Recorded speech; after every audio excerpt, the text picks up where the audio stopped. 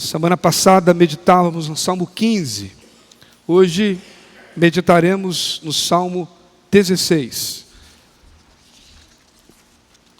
Semana passada falávamos a vida de um justo como de fato ela é. E hoje nós vamos repetir esse tema, parte 2. A vida de um justo como de fato ela é, parte 2. O que Davi tem a nos ensinar aqui, uma vez que, cheio do Espírito Santo, escreve e registra esse salmo. Eu costumo dizer que um dos livros que eu mais gosto da Bíblia é o livro de Salmos, porque os salmos nos proporciona conhecermos o que o homem falou com Deus, todo o conteúdo que Deus, por sua graça, permite que a tua criação, os teus filhos, fossem falar com Ele. E o Salmo de Davi 16 é um salmo que tem muito a nos falar. Queria convidar você a acompanhar a leitura do Salmo 16. Nesse primeiro momento, nós estaremos lendo apenas do versículo 1 ao versículo 5. E durante a mensagem, nós leremos todo o texto do Salmo 16. Eu vou ler na NVI, diz o texto: Protege-me, ó Deus, pois em Ti me refugio. Ao Senhor declaro: Tu és o meu Senhor, não tenho bem nenhum além de Ti.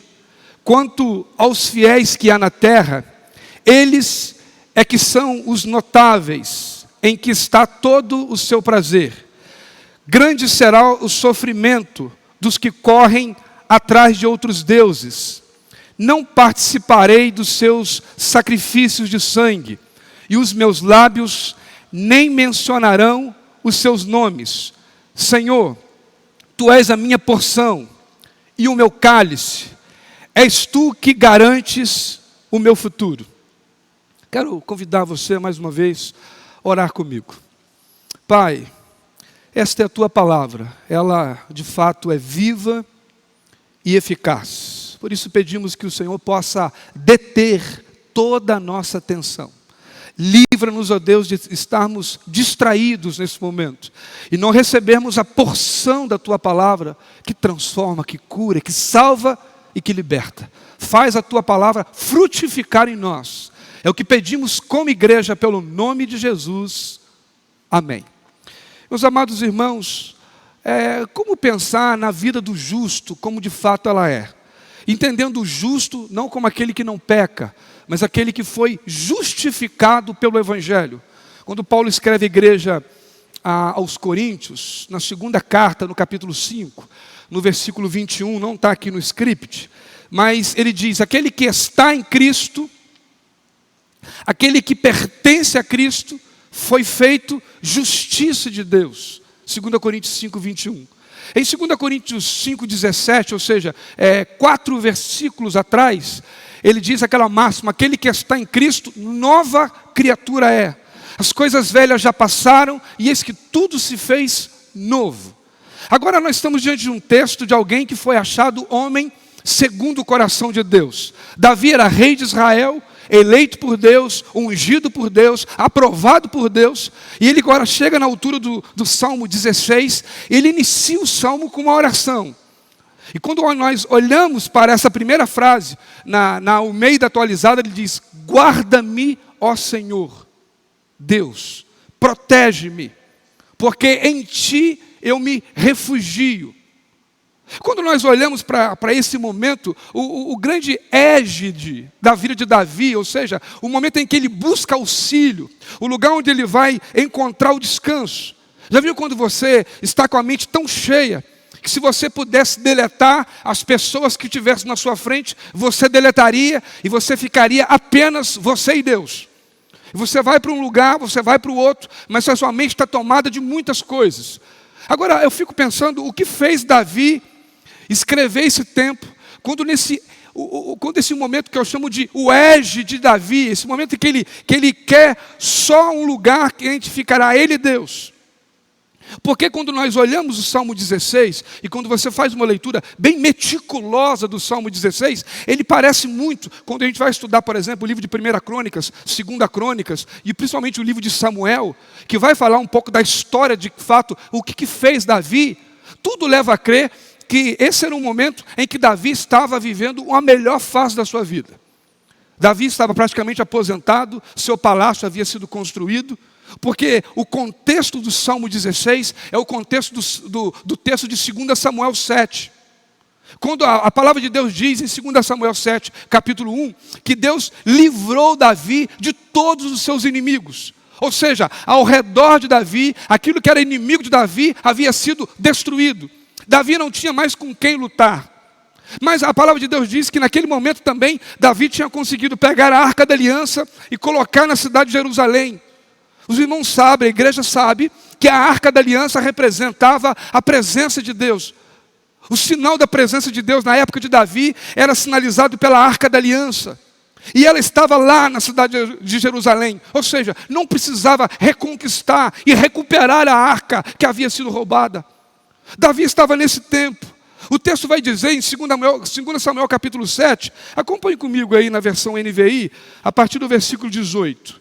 2 Samuel 7, a partir do versículo, vamos ler o versículo 1, 18 a 29, de 2 Samuel 7.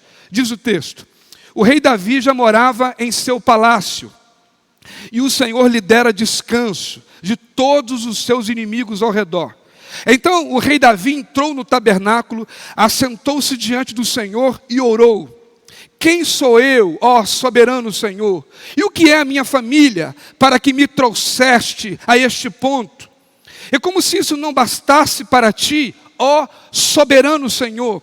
Também falaste sobre o futuro da família deste teu servo. É assim que procede com os homens, ó soberano Senhor.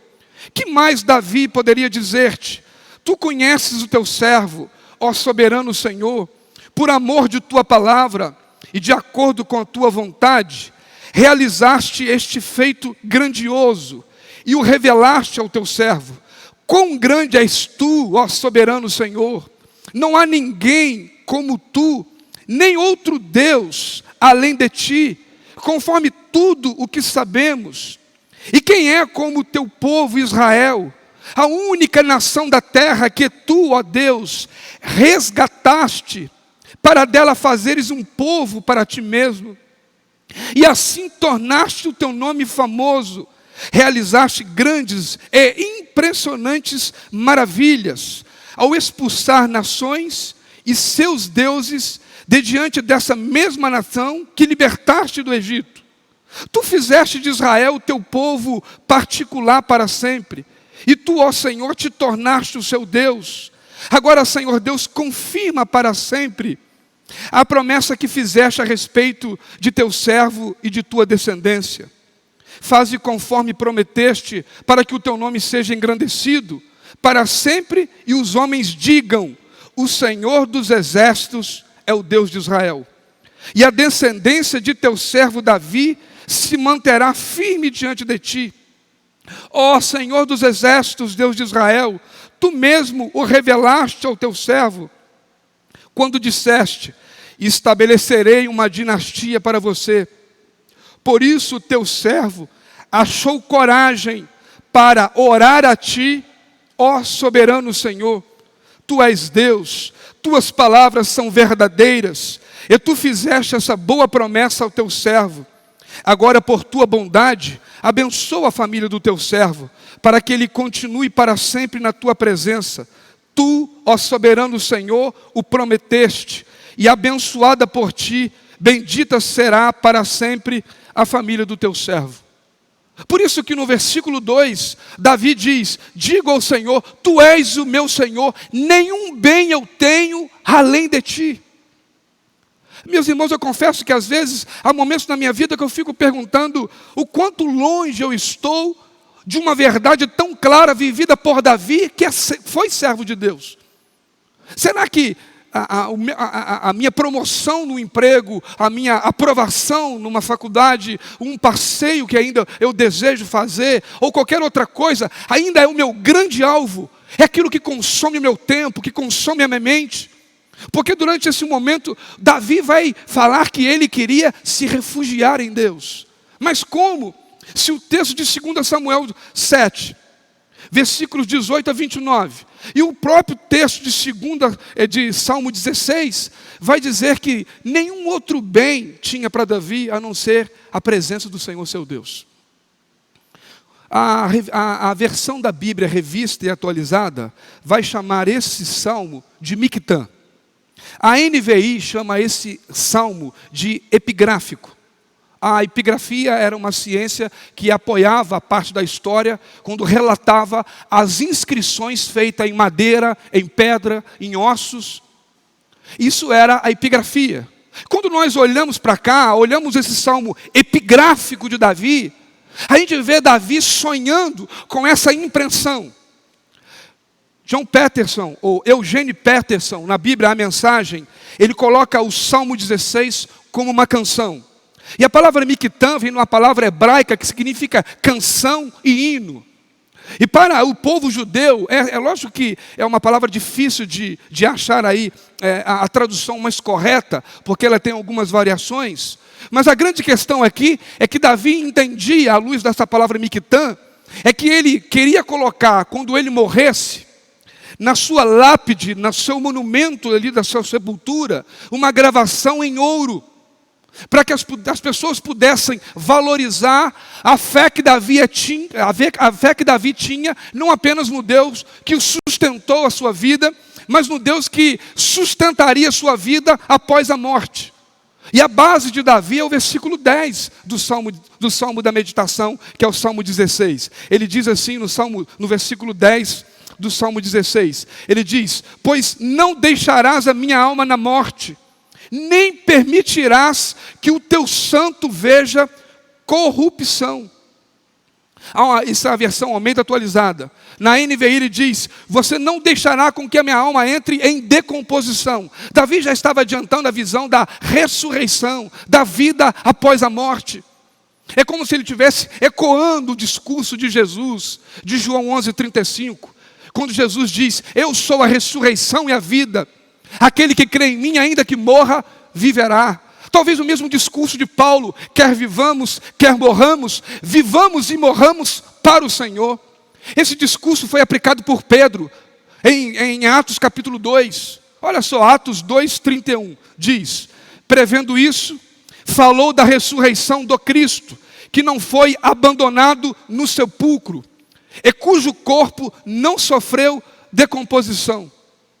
Essa era a visão de Davi, que ele cria naquela ideia que o mesmo texto que Jó falou: ainda que a minha carne desfaleça, ainda que o meu corpo apodreça, eu sei que o meu Redentor vive.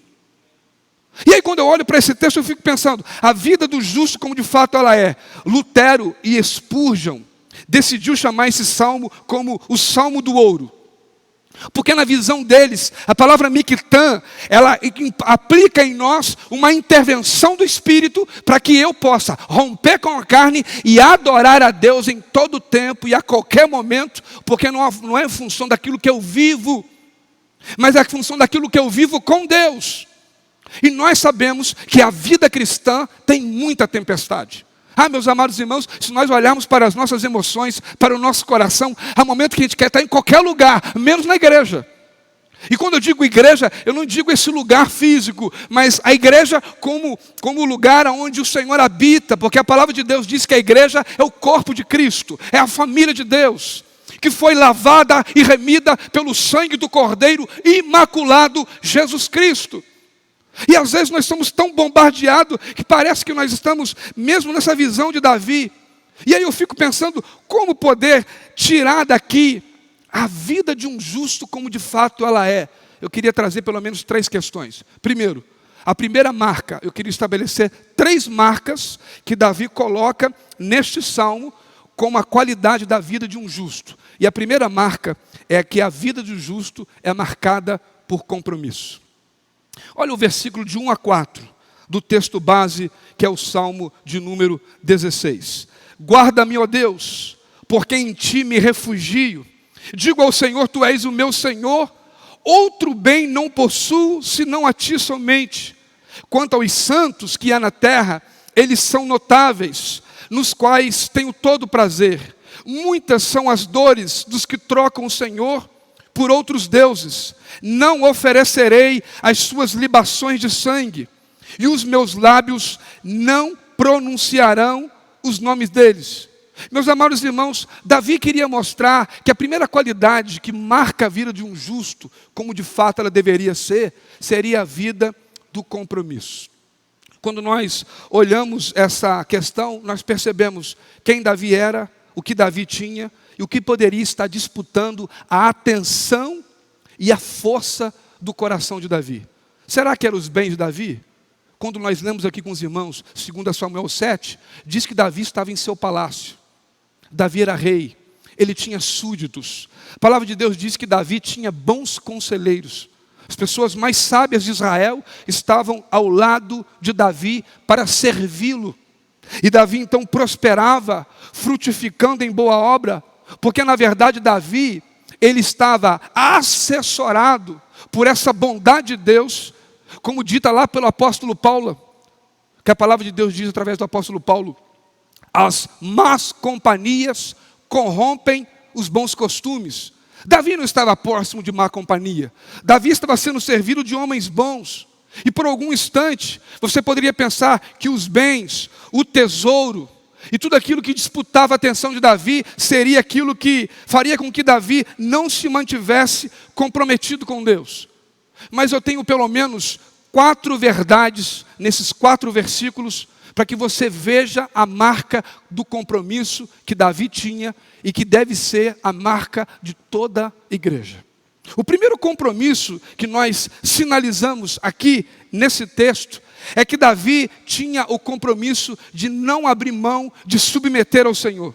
Olha aí comigo o versículo de número 2. Primeira frase: digo ao Senhor, tu és o meu Senhor.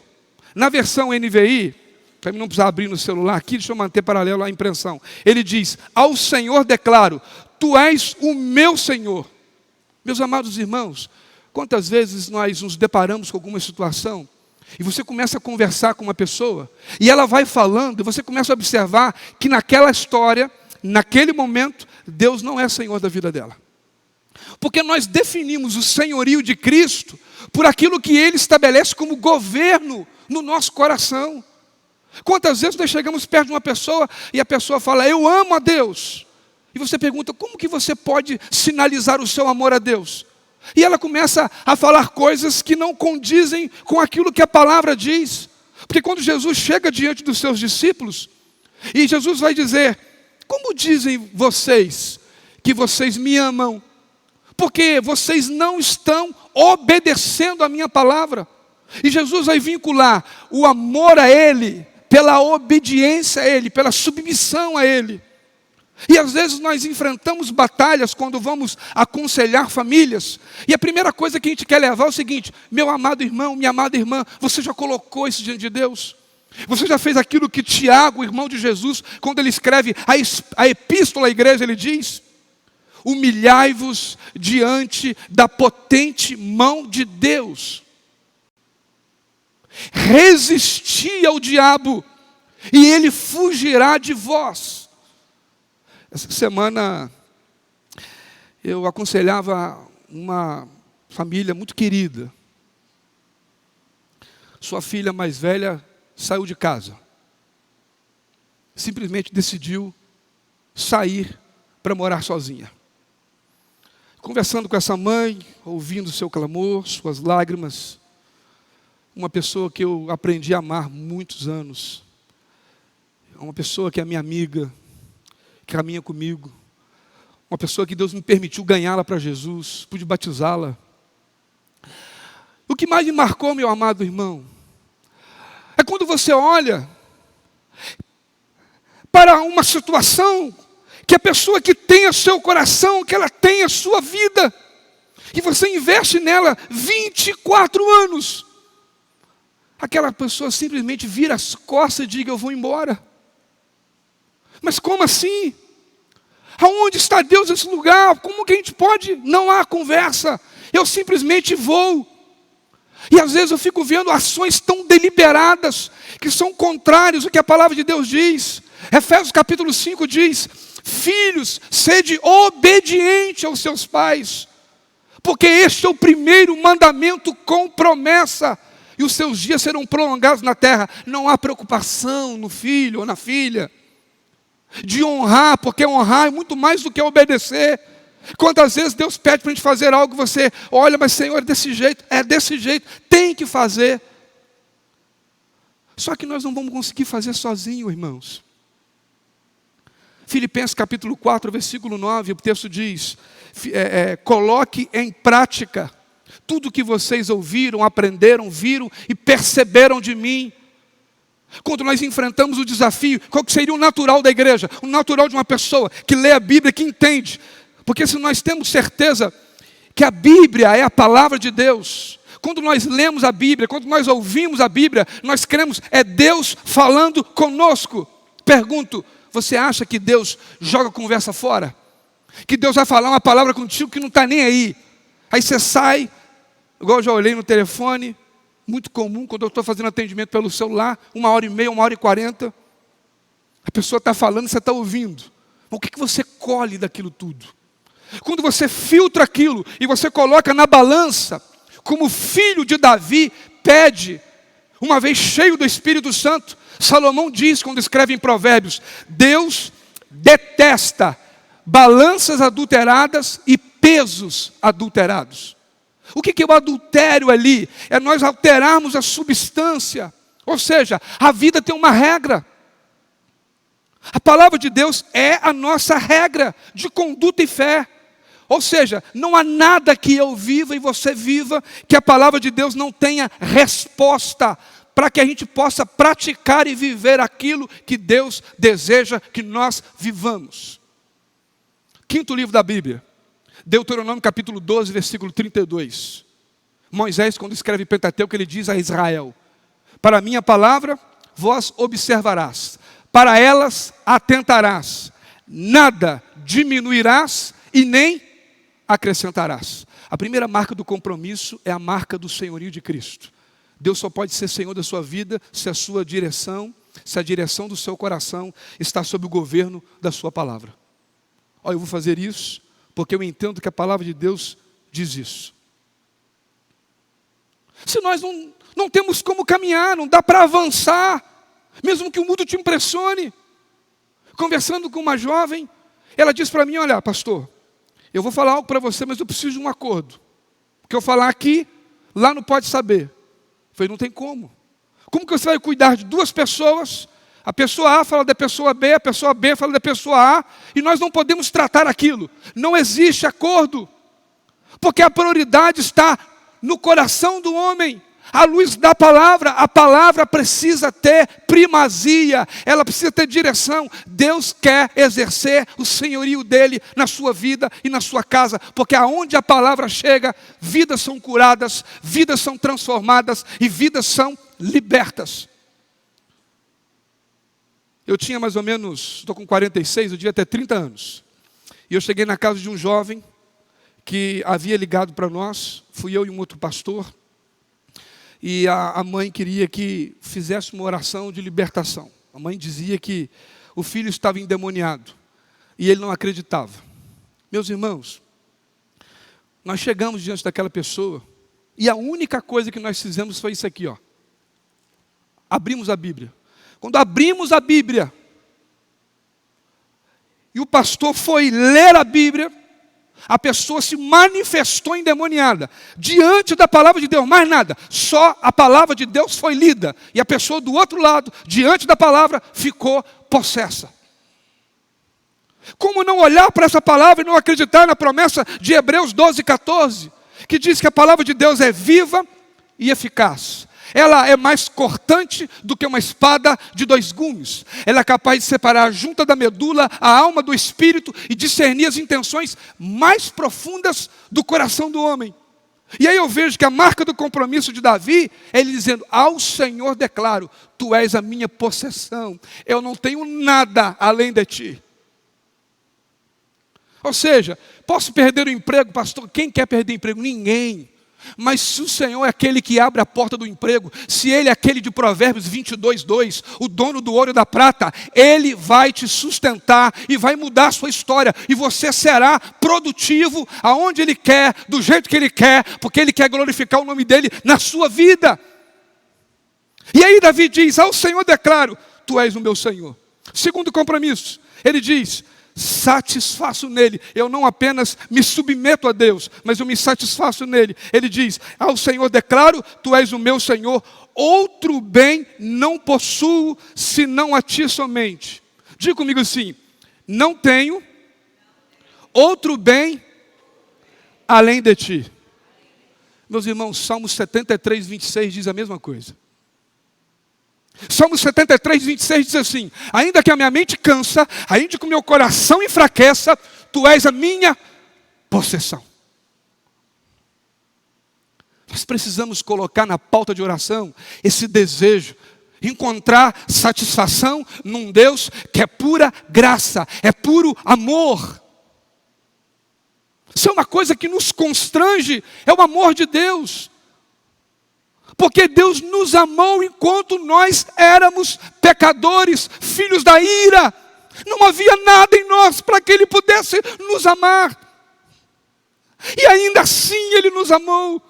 E quando eu conversava com essa mãe, minha amiga, que sofria porque sua filha saiu de casa, eu falo: continue amando ela, orando por ela, intercedendo por ela, porque o Senhor é aquele que vai adiante para mudar a sua história. O nosso hoje pode estar fora do controle, mas amanhã Deus vai restabelecer, porque o que Deus diz é verdade. E a palavra de Deus diz: todas as coisas cooperam para o bem daqueles que amam a Deus. Tudo começa no amor e termina no amor, porque aonde há o amor, há a presença do Senhor. Terceira marca do compromisso: Davi não apenas se submeteu e satisfez, ele serviu a Deus. Versículo 3 diz: quanto aos santos que há na terra, eles são os notáveis, nos quais eu tenho todo o meu prazer. Davi não abria mão da comunhão, ele não apenas conhecia os seus irmãos, ele vivia com eles.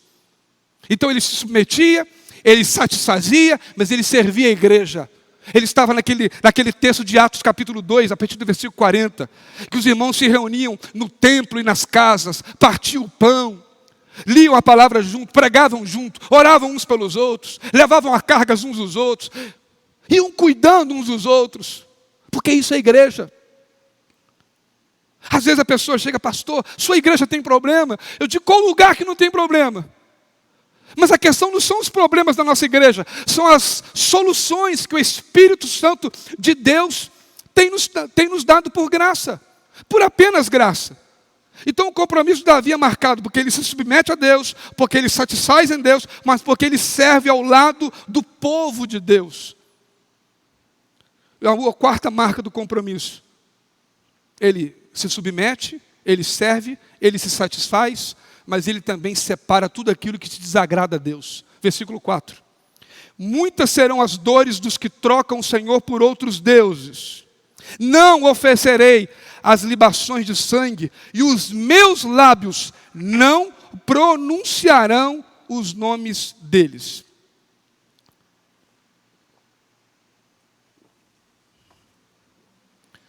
Davi separava tudo aquilo que não agradava a Deus. Até aqui eu vou com você. A partir daqui para lá, se você desviou do caminho, eu não vou me desviar com você. Parece que ele estava dizendo aquela mensagem de João: maior é o que está em nós do que o que está no mundo. Ou 1 João, talvez, não sei agora se é 1 João 5,17, que ele diz que a fé que vence o mundo, a vitória que vence o mundo é a fé. O mundo só será vencido, o mundo tudo aquilo que se opõe à obra de Deus, pela fé. Portanto, a primeira marca da vida de um justo deve ser a marca do compromisso. Segunda marca que nós aprendemos no texto: a vida de um justo é marcado pela sua alacridade. Agora você vem na igreja, vem com um papelzinho, vai anotando aí, põe no Google. O que é alacridade? Alacridade é contentamento, entusiasmo, euforia, alegria, prazer, satisfação. Olha o que o texto diz aí, versículo 5 a 7. O Senhor é a porção da minha herança, é o meu cálice, Tu sustentas a minha sorte. As minhas divisas caíram em lugares agradáveis. É linda a minha herança.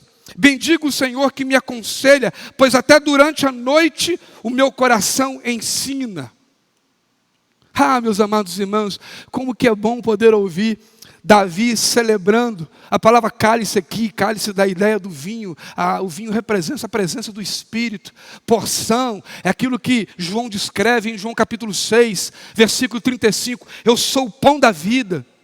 Davi não era sustentado por causa da carne dos animais, ou por causa da feijoada mineira. Davi era alimentado pela palavra de Deus. Lembra aquela cantora Cassiane cantando o Salmo 119, versículo 11? A tua palavra escondi, guardada no meu coração, para que eu não venha pecar contra ti. O que tem guardado no nosso coração? Porque Jesus vai dizer, é do coração do homem que procede todos os maus. Porque daquilo que a boca fala, será daquilo que está cheio o seu coração. Não é o coração do outro, mas é o meu. Porque o coração que Deus me deu é meu, de ninguém. E eu preciso cuidar dele.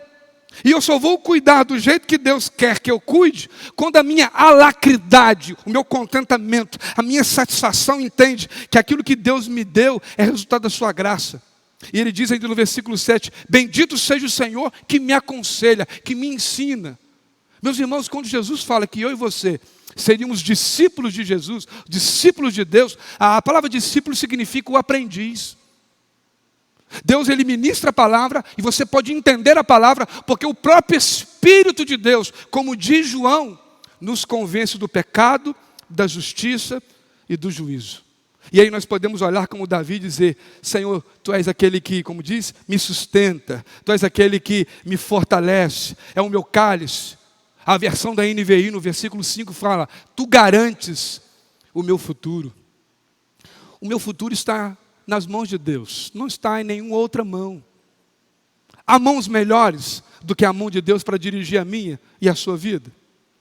Então mesmo que a coisa esteja em alta combustão, e talvez você tenha chegado hoje aqui na igreja na pior semana do ano. Quando muitos pioraram no meio da pandemia, agora quando a pandemia quase que está acabando, você está fracassado, você está no chão. E aí Deus te traz aqui para dizer que a vida do justo, de fato, como ela é, precisa ser marcada pelo compromisso. Mas também precisa ser marcada pela sua alacridade, pelo seu contentamento. Porque Gálatas 5:23 diz, estes são os frutos do Espírito Santo. Amor, paz, alegria. Filipenses 4:4, alegrai-vos. Outra vez vos digo, alegrai-vos, porque perto está o Senhor. Ah, quantas vezes eu me pego orando no texto de Neemias. Quando Neemias diz, a alegria do Senhor é a minha força. Meus irmãos, você já viu alguém feliz, enfraquecido? Quando você está feliz, parece que nada vai te parar. É como se a gente estivesse pisando em casquinha de ovos. Você passa livremente, não tem dor. Porque a alegria que é trazida por Deus é um estado do Espírito. Só o Espírito de Deus pode trazer a nossa alegria. Você compra um celular, dali a um mês ele cai, arranha, você estava tão feliz, comprou o celular, daqui a 1, 2, 3 meses, acabou a sua alegria, você já está acostumado, virou hábito. Parece que às vezes a relação com Deus, ela está tão no automático da igreja, que quando eu estou triste, está bom, isso é pecado mesmo, eu sou pecador, ok. Mas Deus veio operar na vida do próprio pecador. Jesus falou, eu não vim para os doentes, eu não vim para os sãos, eu vim para os doentes. Eu não vim para os santos sem pecado, eu vim para os pecadores. E agora em Cristo, pela palavra, Deus nos santifica. E aí eu posso dizer o que ele falou, tudo me é agradável. Além do que, a palavra de Deus diz aqui no versículo 7, ainda durante a noite eu te bendigo, porque o Senhor me aconselha. Porque geralmente, aonde você trabalha, em linhas gerais, é durante o dia ou a noite? A maior carga de trabalho, geralmente, em linhas gerais, é de dia. Ele está dizendo assim, a hora da noite, que tudo parou, que eu vou descansar, só o Senhor começa a ministrar o meu coração. E você está ali, e o Espírito de Deus te lembrando, palavras e promessas que Deus colocou no seu coração. Segunda-feira nós estávamos levando um jovem. E perdi quantas vezes que esse jovem já foi internado. E eu tive a alegria de receber uma mensagem dele. Porque depois de tantas vezes que esse jovem se perdeu, destruiu a sua casa.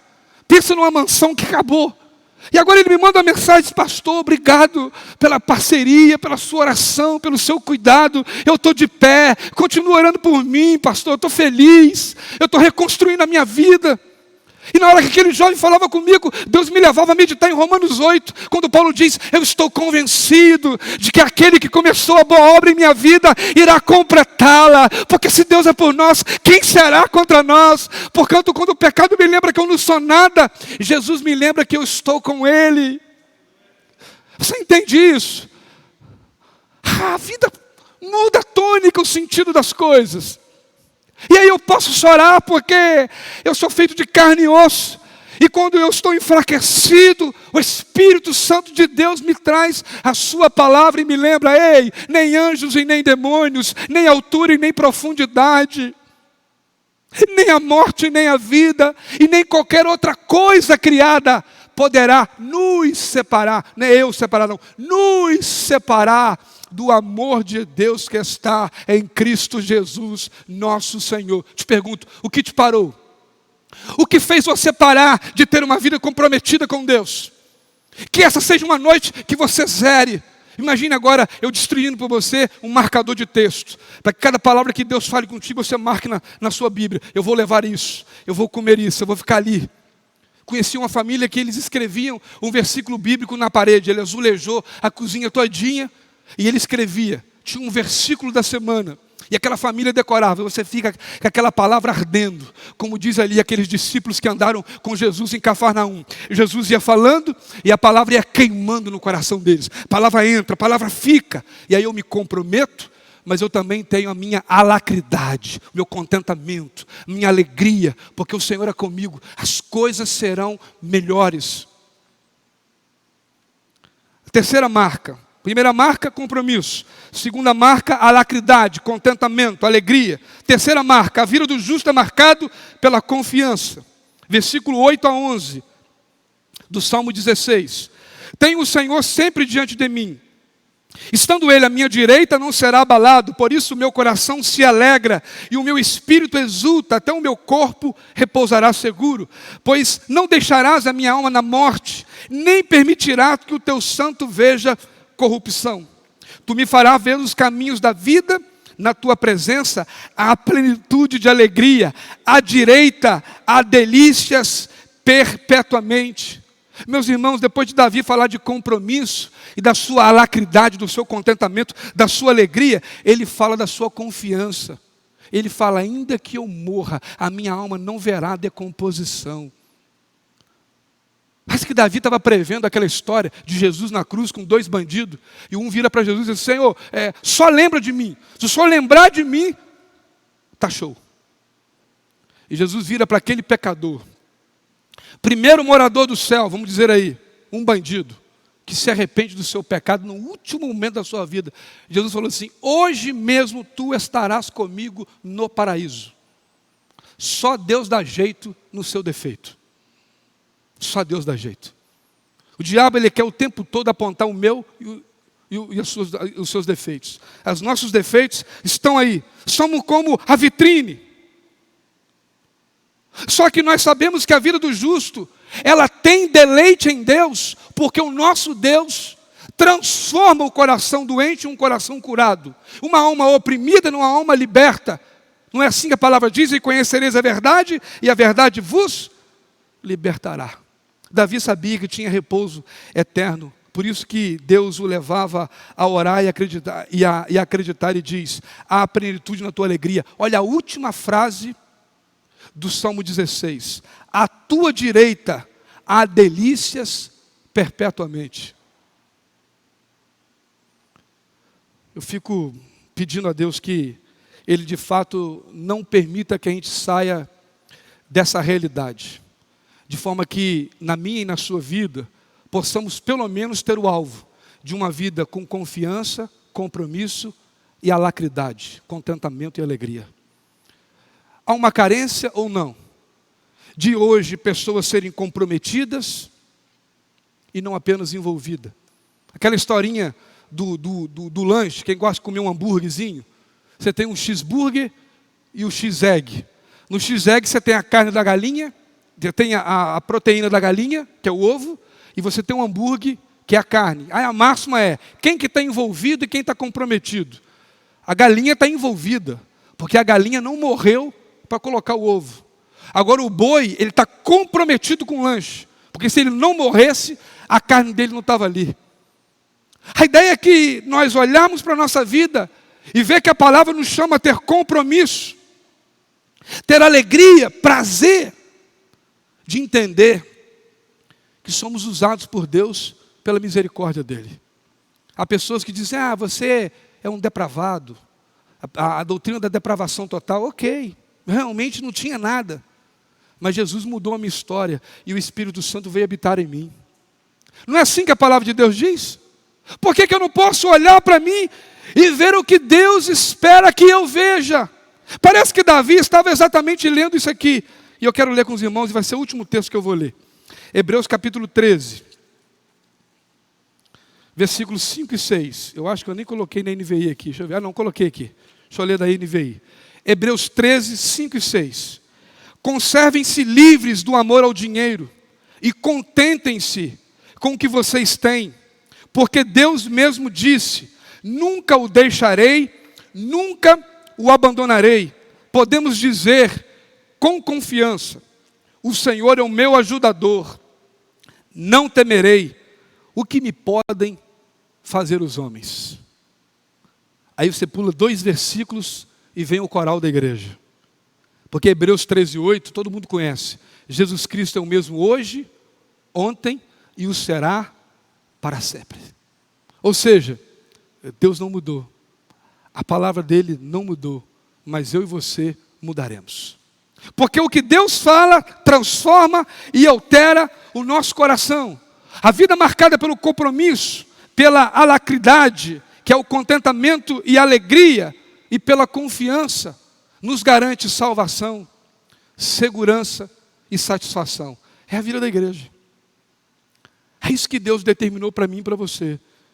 Por isso que a palavra de Deus diz que o choro pode durar uma noite, mas a alegria vem pela manhã, porque Deus é dono do tempo, e Ele não parou de trabalhar. O fato de eu não ver e não ouvir, não quer dizer que Deus está fazendo e permanecerá fazendo. Sabe por quê? Porque nós somos dependentes dEle, não somos nada. Mas aí eu quero olhar e me lembrar que eu não sou apenas vermezinho de Jacó. João 15, versículo 15, aí quebrei minha promessa, falei que ia citar só mais um texto. Ele diz, e agora eu encerro mesmo, eu não vos chamarei mais de servos, passarei a chamá-los de amigos, porque tudo o que o meu Pai falou, eu falei a vocês. Está com luta, está difícil, você não consegue se comprometer, você não consegue ter alegria em Cristo, você não consegue, a sua alacridade está, pastor, a alacridade minha, zero de contentamento. Se refugie nele. Primeiro versículo do Salmo 16, guarda-me, ó Deus, porque em ti eu me refugio. Você consegue encontrar segurança, sabe quem? Nele. E ele diz que ele está atento a tudo que eu faço, a tudo que eu penso e a tudo que eu falo. Nada escapa do cuidado do nosso Deus. Amém?